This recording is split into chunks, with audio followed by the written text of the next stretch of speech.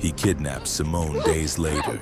The food, the clothes, the products. He had access to her home, so he knew her brands, her sizes, her preferences. He controlled her environment meticulously, believing that maintaining routine would keep her manageable. The night in the basement when he laid out the rope and tape had been a turning point. He had planned to have his way with her as he couldn't contain himself anymore. He believed after enough time isolated, she would realize she belonged with him. But when his phone vibrated, it was the group chat. Anna sent a message about following a man on a scooter into the woods. He couldn't believe it. They were close, closer than he had anticipated. He knew it wouldn't take long for them to trace the path back to the house, and that he had little time left. That's when he rushed upstairs, changed his clothes, and went to the meetup spot. But he was so caught he didn't realize he got there before everyone. But lucky no one suspected anything. When he branched off from Greg in the woods, he rushed back toward the house. There were items he needed to discard, such as gloves, packaging, anything that directly tied him to the scooter rental or fencing. He disposed of what he could quickly, wiping surfaces in a panic. Then he made a decision. He would become the hero. By the time the others were approaching through the woods, he descended into the basement, appearing breathless and shocked. He knew exactly where the iron rod was because he had placed it there weeks earlier. He broke the lock he had installed, and he walked her out. He cemented himself as her savior. After Jack's body was found, he realized the investigation would reset. The warrant request must have tipped him off, and perhaps he sensed pressure building or noticed subtle shifts in police contact. When he broke into her house that night, investigators believe he intended to either silence her permanently or remove her again before the search of his home could be executed. But he miscalculated, as they were already watching. On the other side of the tinted glass, Carter sat quietly. For Simone, the man who had broken the lock had always been the one who put her behind it. Carter's arrest removed any remaining hesitation in the investigation. The moment he was taken into custody after forcing his way into Simone's house, the district attorney's office moved quickly. The attempted abduction provided immediate and undeniable probable cause, and the search warrant that had been delayed for days was approved almost instantly. By early morning, law enforcement vehicles lined the street outside Carter's home. The search was thorough and methodical. At first glance, his house appeared neat and ordinary, almost staged in its simplicity. But as investigators began opening drawers, removing panels, and checking storage spaces, the carefully maintained exterior began to unravel. In the garage, hidden behind plastic storage bins and folded tarps, they found industrial-grade hardware that matched the bolts securing the metal fencing in the basement. Packaging from the exact brand of fencing used in the enclosure was tucked into a trash bag, partially burned but still legible. In a locked bedroom drawer, officers recovered heavy-duty gloves consistent with fibers collected from the basement's insulation lining. Laboratory testing later confirmed the same material was present on the gloves. In a utility closet, there were unopened rolls of duct tape identical to the brand found on the basement table, along with zip ties packaged in bulk. The digital evidence was even more damning. Forensic analysts pulled deleted search history from his laptop and phone with queries about soundproofing basements, abandoned properties within a 30-mile radius, how long it takes to strangle someone into unconsciousness, and how to avoid cell phone tracking. There were map routes saved to the exact wooded area where Jack had been buried.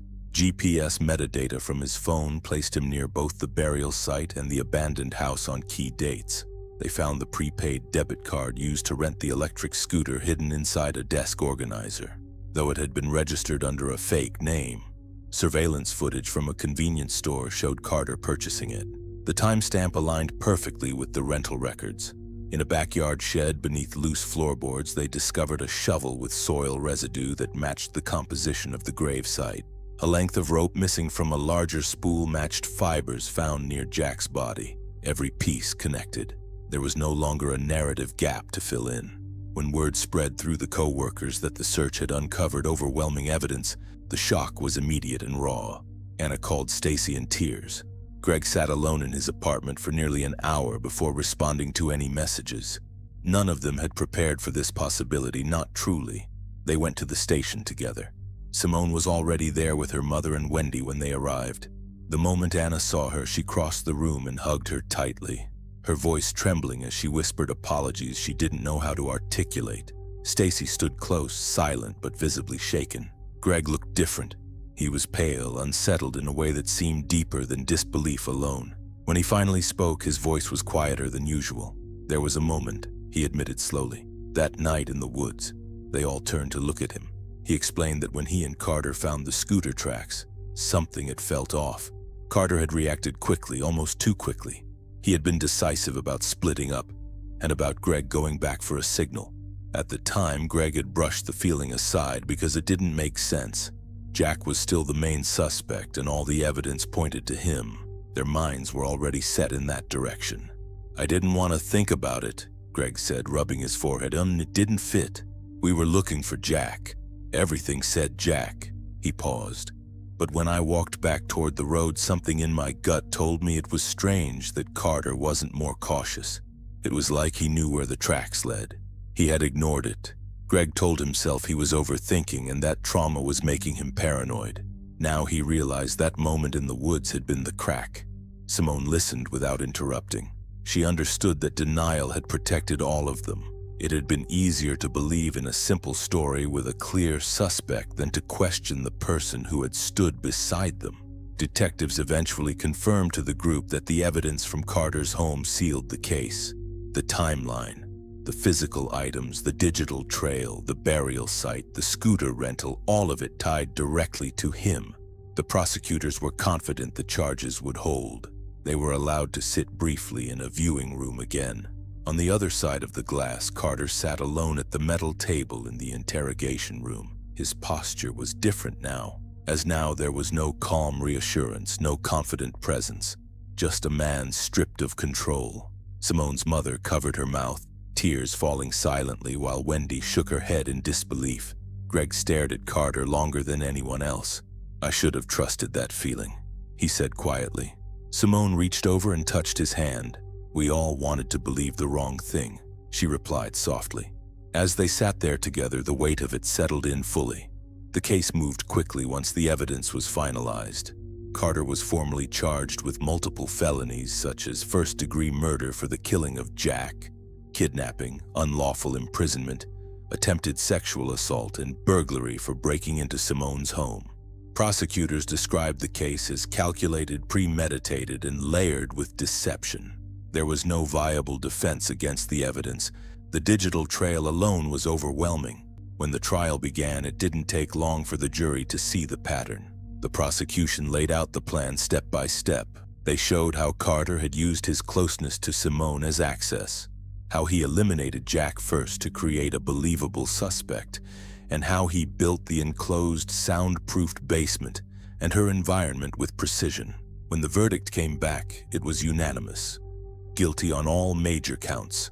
For the murder of Jack alone, he received life imprisonment without the possibility of parole. For kidnapping and unlawful imprisonment, he received an additional consecutive 30 years. For attempted sexual assault and burglary, he received an additional 20 years combined to be served consecutively. The final sentence ensured that he would spend the rest of his life in prison. When the judge finished speaking, Carter showed little emotion. The same hollow look he had worn in the interrogation room remained on his face as deputies led him away in handcuffs. Simone sat beside her mother and Wendy, her hands clasped tightly in her lap. Anna, Stacy, and Greg were seated behind her in the gallery. None of them spoke until Carter was gone from view. Jack's family later filed a wrongful suspicion complaint to clear his name publicly, and the district attorney formally acknowledged that he had been framed and killed before the investigation even began. His reputation was restored, though it came too late for him. In the quiet, after everything was over, Simone finally admitted something she had buried even from herself. It turns out that she had fallen in love with him. Even the night she gently turned him down, it hadn't been because she felt nothing. It was because she felt too much too soon. Her last breakup had left her cautious and bruised, and she hadn't been ready to step into something serious again. She cared about him deeply and didn't want to risk hurting him while she was still healing. So she chose distance over possibility. What she never imagined was that the patience she asked for would twist into obsession, and the man she had been slowly falling for would become the architect of her darkest nightmare.